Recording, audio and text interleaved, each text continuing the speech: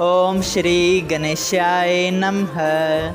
ओम नमो भगवते वासुदेवाय।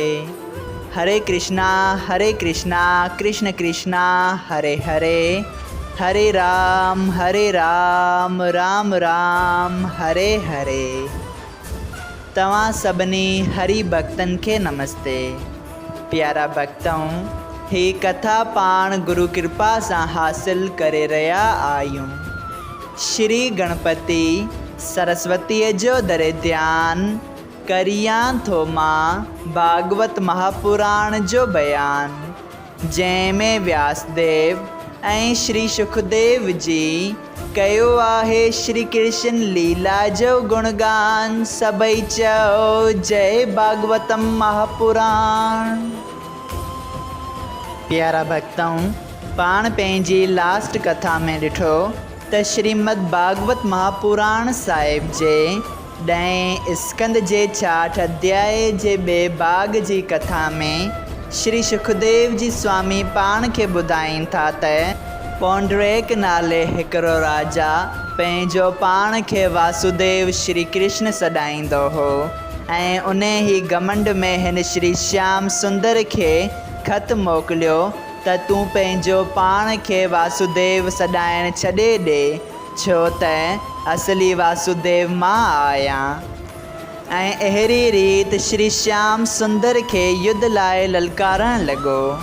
पोइ श्याम सुंदर पंहिंजी यदुवंशियुनि जी सेना साण करे बलदाऊ जीअ सां गॾु वञी पौंडरेक खे युद्ध में मारे विजय प्राप्त करे थो। सबई चओ जय श्री कृष्णा। प्यारा भक्तों, अॼु पाण श्रीमद् भागवत महापुराण साहिब जे 10 स्कंद जे 66 अध्याय जो 3 भाग शुरू करे रहा आहियूं।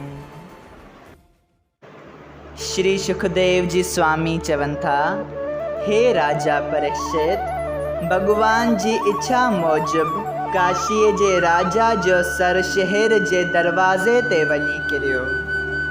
जॾहिं नगर वासियनि राजा पौंडरेक जो सर सुञाणी राज मंदिर में वञी इहो हाल ॿुधायो त राणीअनि ॾाढो विलाप करे रोई चयो त तूं पाण खे अमर अजर चयो थे, हिकिड़ी सात में तुंहिंजो प्राण कहिड़ी तरह निकिरी वियो।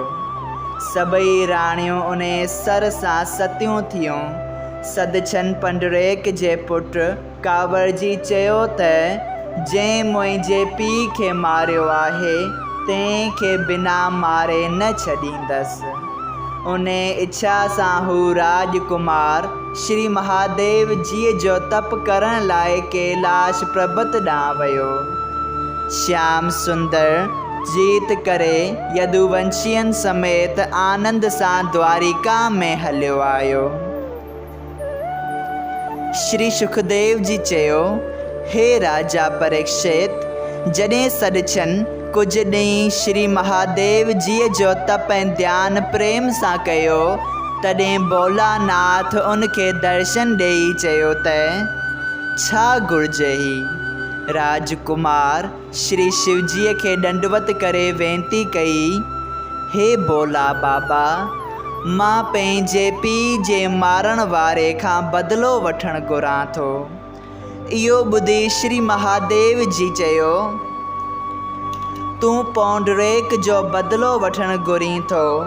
वेद जा मंत्र उबता पढ़ी ॾखण तरफ़ हवन कर त उन अगन जे कुंड मां हिकिड़ी राक्षसन निकिरंदी, तुंहिंजो हुकुम मञींदी। पर जेके परमेश्वर जी भक्ति नथा रखनि तिन ते तुंहिंजो ज़ोर हलंदो ऐं हरि भक्तनि ऐं महात्माइनि सां वैर करण करे तुंहिंजो प्राण हलियो वेंदो। ईअं चई श्री महादेव जी अंतर ध्यान थी वियो। सदचन यज्ञ कराइण लॻो। यज्ञ उन जी मर्ज़ीअ मूजिबि पूरो थियो ऐं कृत्या नाले राक्षसन कारन वॾनि डंडनि सां त्रिशूल हथ में खणी खौफ़नाक सूरत सां ॾंद कुरटींदी अगन कुंड मां ॿाहिरि निकिरी अची चयो, सुदछन तुंहिंजो दुश्मन किथे आहे। राजकुमार चयो त मुंहिंजो दुश्मन वासुदेव नाले द्वारिकापुरीअ में आहे। तूं हींअर वञी उनखे मार। इहा ॻाल्हि ॿुधी कृत्या उन ई साथ में रवानी थी।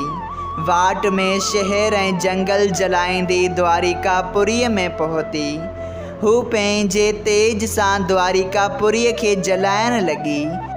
तॾहिं द्वारिका वासियनि डिॼी वञी श्री वासुदेव नंदन वटि, जो चौपर रांदि करे रहियो हो, उन खे वञी वेनती कई, हे दैत संगारण, हिकिड़ी राक्षसणी ख़बर न आहे किथां अची सॼे शहर खे जलाए रही आहे।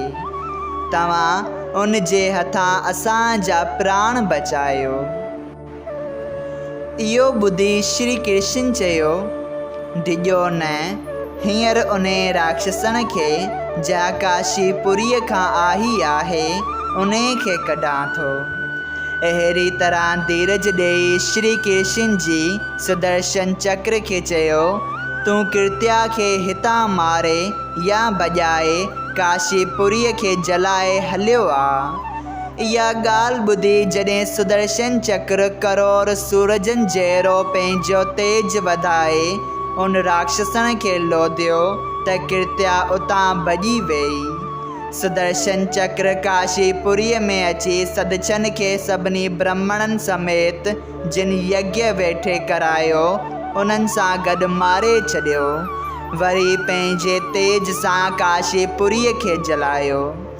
उन वक़्तु सभु प्रजा दुखी थी सदछन खे घटि वधि ॻाल्हाइण लॻी ऐं सुदर्शन चक्र पंहिंजी ज्वाला मन कृतिका कुंड में थधी करे द्वारिकापुरीअ ॾांहुं मोटियो ऐं सॼो हाल उते जो वेंकटनाथ खे वञी ॿुधायो। प्यारा भक्तों, श्री सुखदेव जी चवनि था त हे राजा, ही अध्याय जेको ध्यान सां ॿुधंदो ऐं पढ़ंदो, उहो श्री कृष्ण जी मेहर सां को बि दुख कॾहिं बि की न ॾिसंदो। सभई चओ जय श्री कृष्णा। श्रीमद् भागवत महापुराण साहिब जे 10 स्कंद जो अध्याय 66 संपूर्ण थियो। अगरि तव्हां सभिनी हरि भक्तनि खे हिन कथा मां लाभ हासिल थियो हुजे त कृपया हिन कथा खे ॿियनि हरि भक्तनि सां शेयर कजो त उन्हनि जो बि भलो थिए ऐं तव्हांजो बि भलो थिए। सभई चओ जय सिया राम। राधे राधे।